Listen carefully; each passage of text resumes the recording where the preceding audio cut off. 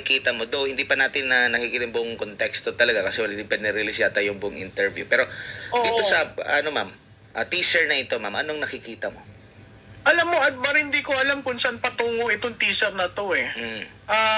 Unang-una, very rare ang isang first lady na magsasalita. She will insert herself into the frame, in the national discussion. Correct. Kasi wala siyang mandato. Tama. Hindi siya nahalal.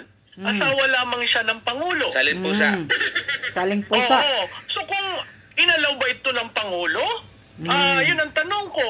Kung inalaw ng Pangulo, sandali lang, bakit sa asawa mo ang spokesperson mo?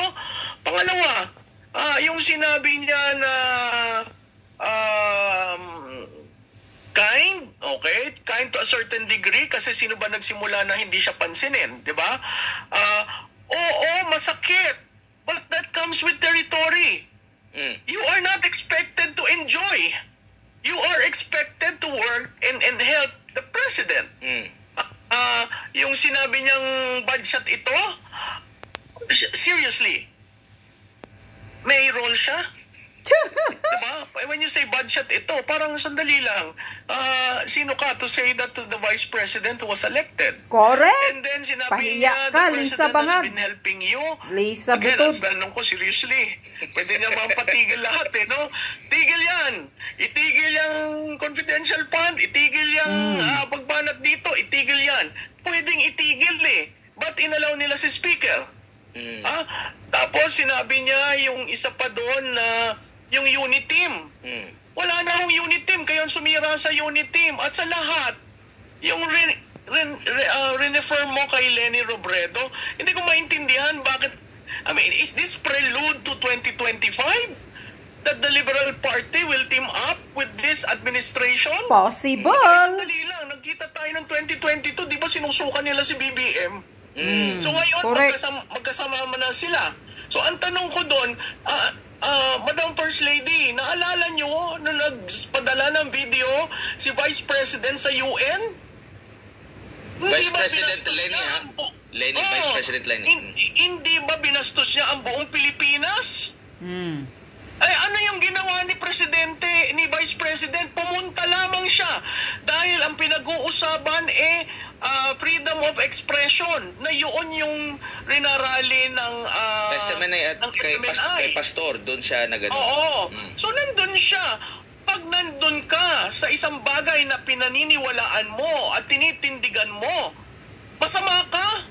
Correct. Hindi ka para sa administrasyon? Hindi ba ho dapat para sa taong bayan tayo?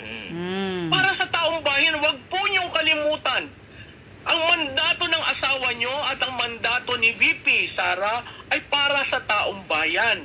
Correct. Hindi ko maintindihan kahit na anong gawin kung pabalik-baliktad sa pag-iisip, ba't nagsalita ngayon? Para saan yung pananalitang yan? At bakit teaser? Why would you allow yourself to be used through a shorts na hindi alam ng taong bayan ano ba talaga ang pinagka-interview? Ano ba yung tinanong? Diba? So, sa tingin ko, kasi this models the issue eh. Hindi na talaga yan makikipagsundo kasi may declaration na eh. Na bad shot yan sa akin. For the First Lady to say that. Alam mo, wala tayong First Lady nung panahon ni President Noynoy Aquino. Wala tayong First Lady nung panahon ni PRRD. Diba? Nung nagkaroon tayo ng First Lady, naaayos ang mga bagay-bagay. Merong mga advokasya. Pero seriously, to get involved in politics, is this really the role of a First Lady? So ang tanong ko, Role of lasinggira lang yan. Kaya pahiya ka, Lisa Butod. Ha? Wala kang pakialam. Role mo, wala kang role. Is this really the role of a First Lady? Yeah, role niya, maninira. Ang tanong ko, bakit kailangan gawin yan? Parang pinasabi mo na sa buong taong bayan, hindi na kami magkakasundo. Ito na yon, this is it. Yan ba ay may blessing ng presidente? Malamang. Diba? So nakakalungkot dahil pwede namang hindi siya magpa-interview ng ganon. At pwedeng hindi i-splice ang interview na ganon. Kaya nga ang lahat nagsasabi, hintayin muna natin kung ano talaga yung sinabi. Ang balita ko hindi pa kaagad mailalabas yon. So bakit linabas? Bakit? In this day on an age of instant gratification and the sharing sa social media, bakit mo gustong ilabas yan ngayon? Mamalu